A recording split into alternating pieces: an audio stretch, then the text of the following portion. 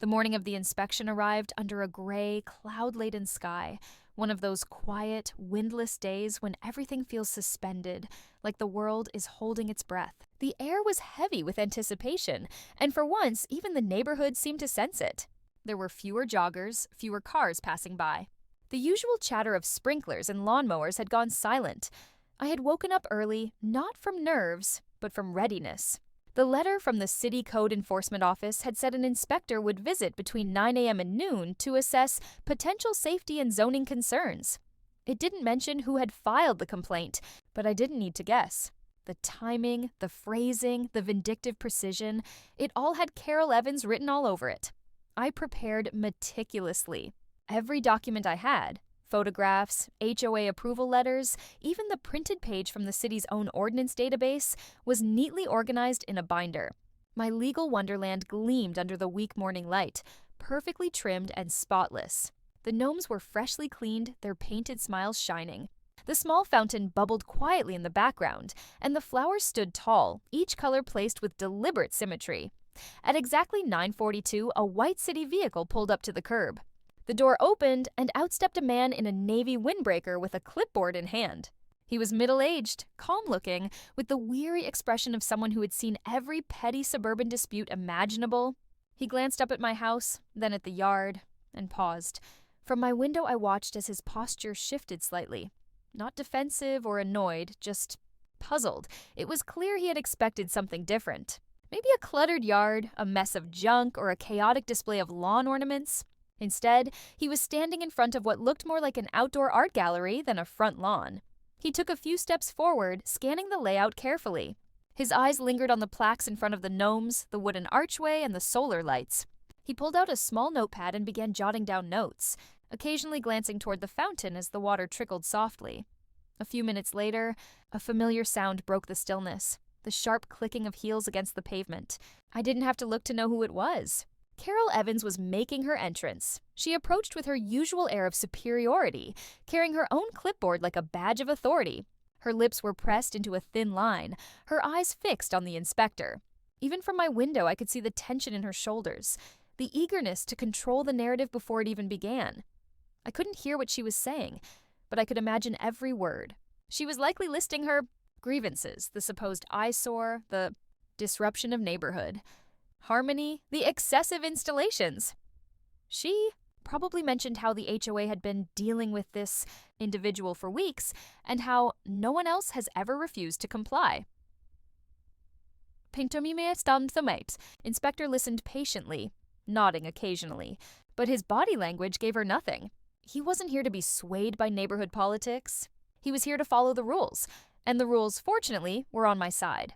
After a few minutes, he began walking around the yard, taking pictures from different angles. He measured distances, noted dimensions, and checked for any obstructions or hazards. Everything passed easily. The paths were clear, the fixtures sturdy, the decorations stable. The fountain's electrical components were safe and sealed. Even the solar lights were approved models from the city's own sustainability list. At one point, he paused in front of a gnome holding a tiny lantern. The plaque read, "The Guardian, symbol of perseverance and watchfulness."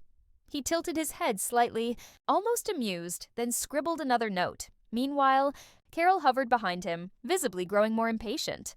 She gestured toward various parts of the yard, pointing out things that weren't even violations. Flower colors, the direction of mulch lines, even the shape of my stepping stones. Her desperation was almost painful to watch. After about 20 minutes, the inspector finally walked up to the front porch. I stepped outside, greeting him politely. He introduced himself as Mr. Delgado from City Code Enforcement. His voice was even, professional, but there was a subtle warmth to it, a quiet understanding of what was really going on. He explained that a complaint had been filed, alleging multiple zoning and safety violations, but so far he hadn't found anything that breached city code. I nodded and handed him the binder I'd prepared. Inside were copies of all relevant HOA bylaws, correspondence confirming compliance, and photos documenting every stage of my yard's evolution. He flipped through the pages slowly, occasionally stopping to read a highlighted section. When he reached the clause I'd discovered, the one about artistic or cultural expression, he smiled faintly and tapped the page with his pen. "Smart," he murmured under his breath. though I could tell he meant it sincerely. Carol, who had followed us onto the porch uninvited, immediately began objecting. Her voice was sharp, trembling with barely concealed fury. She insisted the display destroyed property values and violated the spirit of the community. But Mr. Delgado didn't even look at her. He simply closed the binder, handed it back to me, and said he would be filing his report within 48 hours. As he walked back to his vehicle, Carol stood frozen on the sidewalk, her face pale with disbelief. 2 days later, the official city report arrived. It was short and simple, barely 2 paragraphs long. After a thorough inspection of the property located at 1421 Maple Drive, no zoning, safety, or maintenance violations were found. The installations in question are compliant with local ordinances and do not constitute public nuisance or hazard. Case closed. It was, without question, the most satisfying letter I had ever received. But the ripple effect it created was even greater. Word spread quickly.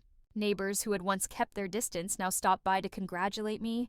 A few even started adding small decorations to their own lawns: birdhouses, wind chimes, painted stones. The uniform monotony of Oak Ridge Meadows began to crack, replaced with faint traces of individuality. And that's when the real shift began. Carol's control was slipping.